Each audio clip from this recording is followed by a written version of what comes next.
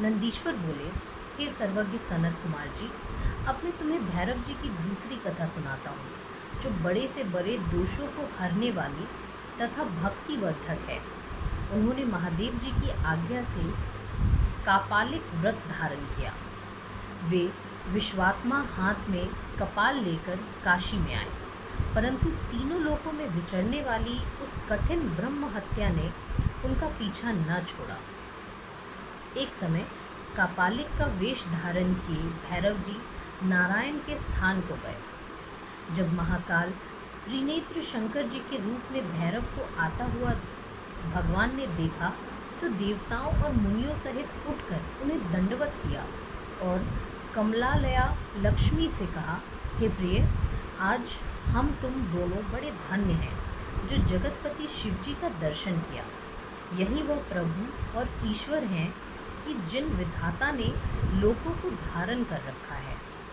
यही वह अनादि, शरण, शांत और 26 तत्वों से युक्त हैं जो योगियों के ईश्वर, भूतों के स्वामी, सब प्राणियों के अंतर्यामी और सर्वदा सब कुछ देने वाले हैं। इनका दर्शन कर मनुष्य आवागमन से छूट जाता है। ऐसा कहकर विष्णु जी प्रसन्न हो शिव जी से बोले, हे विभो, आप किस लिए भ्रमण कर रहे हैं? हे भगवान, यह आप भिक्षा क्यों मांगने लग गए हैं? हे जगन्नाथ, मुझे यह संशय है, क्योंकि आप तो त्रिलोकियों का राज्य देने वाले हैं। तब भगवान भैरव ने हंसकर विष्णु जी से अपनी सब कथा कह सुनाई। उन्होंने कहा, मैंने अपनी उंगलियों के नखाग्र से ब्रह्मा का सर काट लिया है। उसी पाप के समानार्थ इस शुभ व्रत का अनुष्ठान किया है। यह सुन विष्णु जी बोले, हे भैरव जी, आप तो समस्त विघ्नहर्ता हैं। हे शिव जी, आप पराधीन नहीं हैं।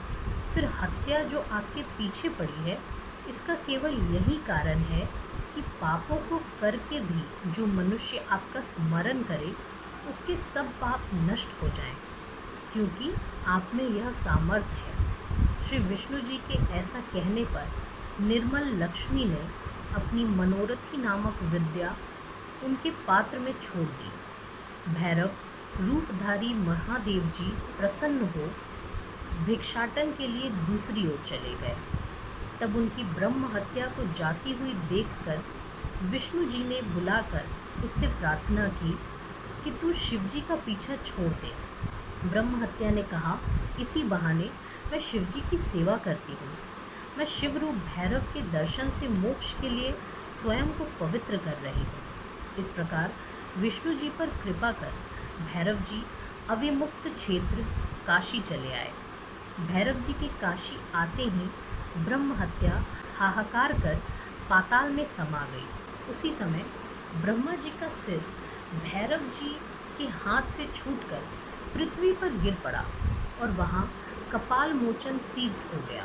इस कारण काशी सदा सेवनीय है। जो मनुष्य कपाल मोचन का स्मरण करता है उसके इस जन्म और दूसरे जन्मों के पाप नाश हो जाते हैं। इस तीर्थ में जाकर सविधि पिंडदान और देव पितृ तर्पण करने से मनुष्य ब्रह्म हत्या के पाप से छूट जाता है तथा जो नित्य भैरव जी का दर्शन करता है वह अपने हजारों जन्मों के पापों को नष्ट करता है। जो मनुष्य काशी में रहकर कृष्णाष्टमी के दिन या मंगलवार के दिन कालराज का दर्शन नहीं करता उसके पुण्य क्षीण हो जाते हैं। जो मनुष्य भैरवोत्पत्ति नामक इस पवित्र इतिहास को सुनेंगे वे सब पापों से छूट जाएंगे। नंदीश्वर बोले, हे प्रभु, दक्ष के यज्ञ को विध्वंस करने वाले वीरभद्र नामक शिव का अवतार पहले कह चुका हूँ। इसके पश्चात शार्दुल नामक शिव जी का अवतार सुनो। सदाशिव ने देवताओं के निमित्त जलती हुई अग्नि के समान शरभ रूप भी धारण किया था तथा भक्तों के हितार्थ शिव जी के अनेकों अवतार हुए हैं, जिनकी संख्या कहने को कोई समर्थ नहीं है। तथापि मैंने जैसा सुना है दिव्य सूचक शरभ चरित्र कहता हूँ। जब आपने जय विजय नामक द्वारपालों को शाप दिया था तब वे दोनों दिति पुत्र कश्यप से उत्पन्न हुए। उनमें पहला पुत्र हिरण्यकश्यप और दूसरा हिरण्याक्ष हुआ। ब्रह्मा जी के आग्रह से विष्णु जी ने वराह रूप धारण कर हिरण्याक्ष को मारा, जिससे उसके भाई हिरण्यकश्यप ने विष्णु के ऊपर बड़ा क्रोध किया। उसने 10,000 वर्ष तक घोर तप कर ब्रह्मा जी को प्रसन्न किया और ब्रह्मा जी के वर से वह अवध्यय हुआ। उसने विष्णु भक्त अपने पुत्र प्रहलाद से इस कारण द्रोह किया कि वह विष्णु जी का भक्त था तथा दैत्यराज हरि नाम का विरोधी था। तब एक दिन संध्या समय सभा स्तंभ से क्रोध में भरकर नरसिंह जी शरीर धारण कर प्रकट हुए और उसे दहली पर खींच अपनी गोद में डालकर अपने नखों से उसका शरीर शीघ्र ही फाड़ डाला। नरसिंह का क्रोध किसी प्रकार शांत ही ना होता था।